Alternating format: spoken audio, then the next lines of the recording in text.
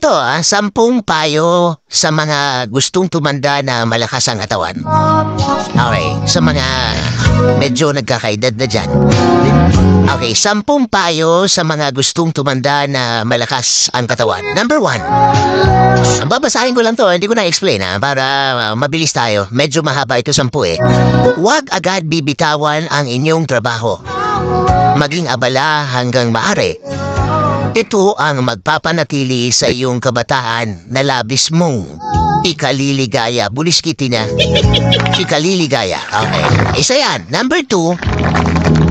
Hanggang maiiwasan, huwag makitira sa mga anak na may pamilya na. Okay, tandaan yan ha. Huwag makitira sa mga anak na may pamilya na. Kumuha ng isang lugar na matitirhan, panatilihin ang iyong kalagayan upang makaiwas sa iyong anak at mga manugang.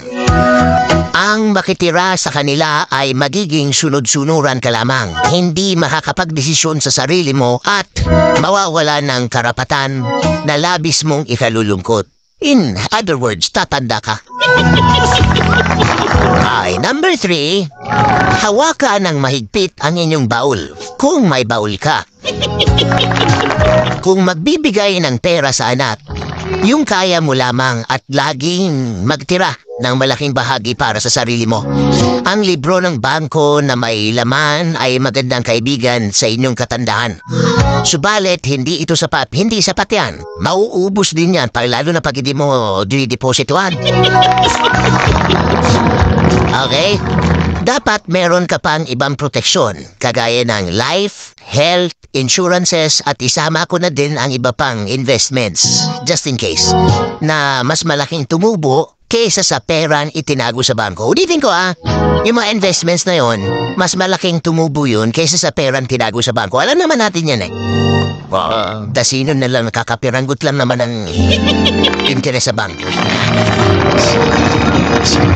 Okay, number 4. Huwag masyadong maniwala sa iyong anak na nagsasabing kayo ay aalagaan.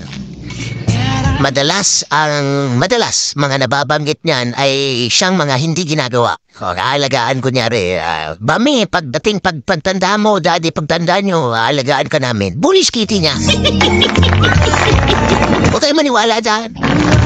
Meron siguro pero hindi lahat. At madalas ang mga nababanggit niyan ay siyang hindi magagawa o gagawin ng mga anak. Ang mabuting anak ay hindi nagbabanggit ng anuman. Okay, tandaan nyo yan. Ang mabuting anak ay hindi nagbabanggit ng anuman. At ang masamang anak ay kailanman hindi tutupad ng pangakong binitawan. Ay, bulis kitty, ang bigat niyan. Number 5. Upang manatili kang masaya, panatilihin ang pakikipagkaibigan at magdagdag pa hanggat maaari. Humanap ng mga kaibigan na mas bata sa'yo. Di ba? Matanda ka na, kinakaibigan mo pa matanda rin. Huwag na. Humanap ng mga kaibigan na mas bata sa'yo. Ang matatanda ay malapit ng mamahinga at ikalulungkot mo ng labis ang paghahanap ng kapalit. Kung ang kasama mo puro matanda, sooner or later may malalagas dyan. O pag nawala yung isa, malulungkot ka. Diba? Madidepress ka and so on and so forth. Tatanda ka.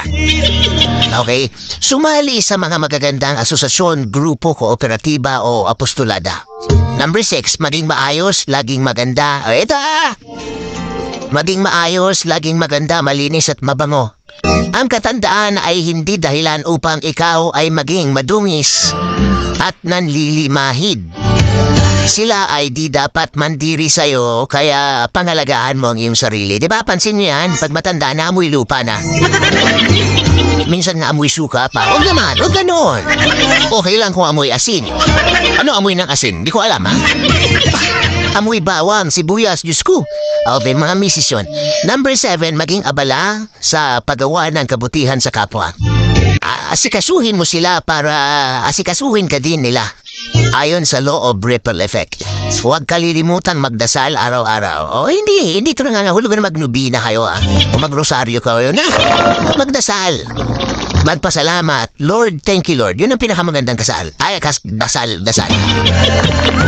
Number 8. Number 8, huwag panghimasukan ang bahay o ang buhay ng inyong anak. Politiko, huwag panghimasukan ang buhay ng inyong anak. Hindi sapagkat anak mo sila, ang lahat ay magugustuhan mo, ang lahat na magugustuhan mo ay magugustuhan din nila. No, no, no, no, no, no, no, no. No, no, no, no, no, no, no. Alalahanin mong nagbabago ang panahon. Okay? The constant change. Number 9, huwag ipagyabang ang iyong katandaan. Hindi sapagkat ikaw ay lumiliin niya na sa 80 ay napakarunong mo na. Minsan na may 1-year-old lang, mas magaling pa sa'yo. Yeah. Oh, totoo yan. 1-year-old, 2 years old naman. Isa-isip mo na hindi mo taglay ang lahat ng karunungan sa mundo.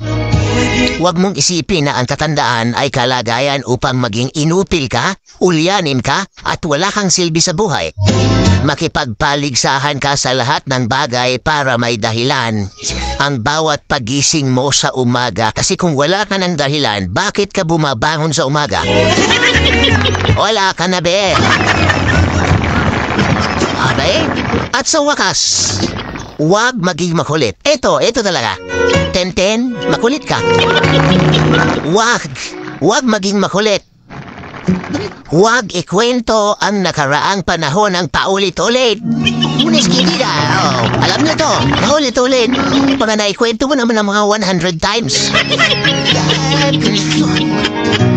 Huwag ikukumpara ang mga bagay-bagay na makakasakit ka sa pamilya. Huwag maging mapaghanap. Matuto kang magpuri ng magagandang nagawa ng kapamilya mo upang manatili ang magandang samahan.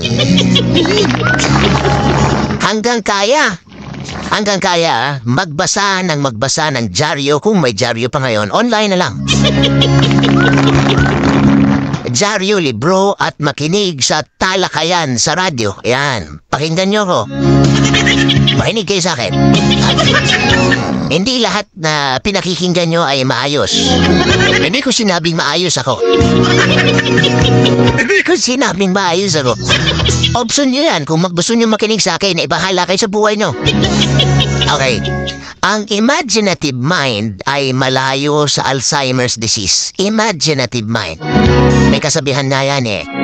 Di baling hindi ka edukado. Basta marunong kang mag-imagine. Imagination is better than education. Okay? Itaga nyo yan sa bato. Imagination, nung panahon pag nahuli ng teacher yung estudyante na nagdi-daydreaming, nag-i-imagine. Pinapagalitan. Di ba pinapagalitan? Mali yun. Pag ang bata nag-i-imagine, hayaan mo lang. Kasi maganda yung ginagawa, iniisip niyan. Kaysa naman turo kayo ng turo, wala naman natututunan sa inyo.